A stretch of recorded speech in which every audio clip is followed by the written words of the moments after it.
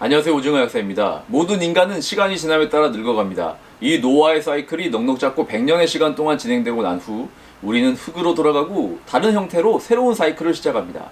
그럼 우리 몸 안의 세포들은 그 시간 동안 어떤 과정을 거치게 될까요? 우리 몸 안의 세포들은 그 주기가 더 짧습니다. 그리고 장기들마다 그 속도도 다 다릅니다.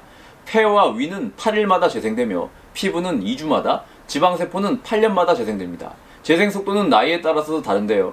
20대 청년은 1년마다 약 1%의 심장세포가 새로운 세포로 교체되면서 손상된 조직을 복구하는 반면 70대 어르신의 심장세포는 같은 시간 동안 0.45%만 새로운 세포로 바뀌게 됩니다. 이렇게 장기를 재생시키는 세포를 우리는 줄기세포라고 부르고요. 이 줄기세포를 더 잘 증식시킬수록 우리 인체의 장기들이 더 튼튼해지겠죠. 그리고 중요한 것은 이 줄기세포는 우리가 먹는 음식에 큰 영향을 받습니다. 이것이 다행인지 불행인지는 어떤 음식을 드실지 결정하는 여러분들에게 달려 있습니다. 음식을 통해 증식의 속도에 영향을 줄 수 있는 이 줄기세포라는 것이 왜 중요하냐면요. 줄기세포의 수 자체를 건강의 척도로도 볼 수 있기 때문입니다. 독일 함부르크 연구원들이 519명의 사람들을 조사하여 뉴 잉글랜드 의학저널에 발표했던 연구에 따르면 순환계 혈관 내피 정구세포의 양으로 그 사람이 12개월 내에 심근경색이나 뇌졸중에 걸릴지 아닐지도 알 수 있으며 그것으로 인해 목숨을 잃을지 아닐지까지도 예측할 수 있다고 합니다. 줄기세포의 수치가 높은 사람은 심혈관 증상으로 인한 사망 위험이 70%나 낮았습니다. 그렇다면 이제 답은 나왔죠. 이 줄기세포의 수를 풍성하게 만들어주는 것이 건강으로 가는 필수적인 요소입니다.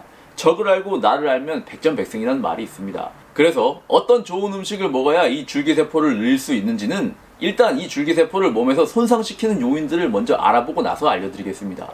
줄기세포를 공격하는 가장 큰 요인 중 하나는 바로 흡연입니다. 담배 연기를 들이마시면서 산소의 결핍이 발생되면 이것을 복구하기 위해 혈류로 줄기세포들이 모여듭니다. 만들어지는 것보다 사용하는 것이 많아지면 결국 장기를 재생할 때 쓰여야 할 줄기세포가 고갈되겠죠. 그리고 흡연만큼이나 줄기세포에 피해를 주는 것이 바로 미세먼지입니다. 바이러스가 없어지더라도 서쪽에서 날아오는 이 나쁜 공기로부터 우리 몸을 지키려면 어쩌면 앞으로 우리는 평생 마스크를 쓰고 다녀야 할지도 모르겠습니다.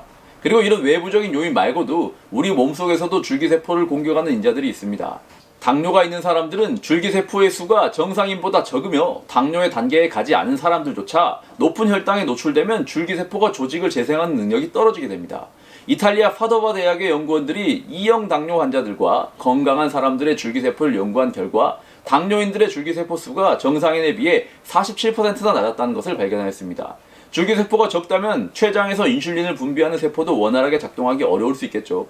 그래서 요즘은 당뇨병을 줄기세포 차원에서 접근하는 연구들도 활발하게 이루어지고 있습니다. 이제 본론으로 들어가서 우리 주변에서 구하기 쉬운 재료들 중 어떤 음식을 섭취하면 이 줄기세포의 수를 늘릴 수 있을지 알아보겠습니다. 첫 번째로는 플라바놀입니다.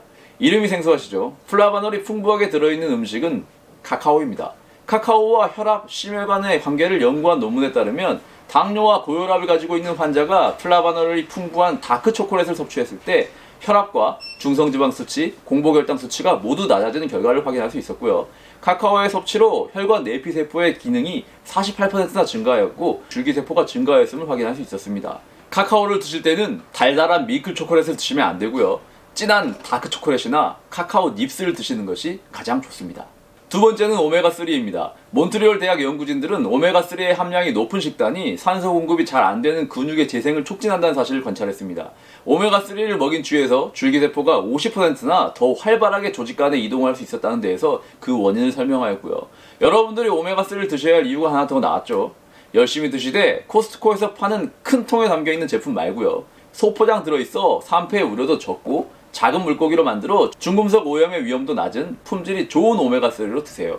세 번째는 현미밥입니다. 현미의 쌀겨에는 베타그루칸과 페룰산을 비롯한 건강한 생리활성 물질들이 가득 들어있습니다. 굳이 말씀드리지 않아도 현미의 좋은 점은 잘 아시리라 믿습니다. 줄기세포의 차원에서 현미밥의 좋은 점을 얘기해드리자면 현미를 먹인 실험군과 먹이지 않은 실험군의 혈액 속에서 줄기세포를 분리한 뒤 산화적인 스트레스를 줘서 세포의 변화를 관찰한 실험에서 쌀겨를 먹이지 않은 실험군은 세포 사멸률이 4.7배나 높았고요. 쌀겨를 먹인 그룹은 스트레스를 이겨내고 정상적으로 생존할 수 있었습니다. 쌀밥 말고 현미밥 잘 아시죠? 네 번째는 클로겐산입니다. 클로겐산이 줄기세포를 발현하는 것을 연구한 실험에 따르면 클로겐산에 노출된 세포들이 생존율과 스트레스를 이겨낸 능력이 더 좋아졌으며 항암 효과까지 가져올 수 있었다고 합니다. 크로겐산은 여러 채소와 과일들에 함유되어 있는데 우리가 자주 먹는 음식 중에서는 대표적으로 커피가 있습니다. 많이들 드시고 계시죠? 당덩어리가 가득 들어간 맥심 커피 믹스 말고 아메리카노로 진하게 드시는 것을 추천드립니다. 오늘 내용은 지난번 혈관 신생과 마찬가지로 윌리엄 리 박사의 먹어서 병을 이기는 법을 참고하여 제작하였고요. 최대한 내용을 요약해서 만든다고 했는데도 영상이 평소보다 길어진 것 같습니다. 그래도 도움이 되는 내용이니까요. 오늘 소개해드린 재료들을 열심히 챙겨 드세요. 영상을 보는 것은 쉽습니다만 결국 실천까지 해야 완전히 여러분들의 것이 됩니다. 그럼 다음 시간에 또 만나요.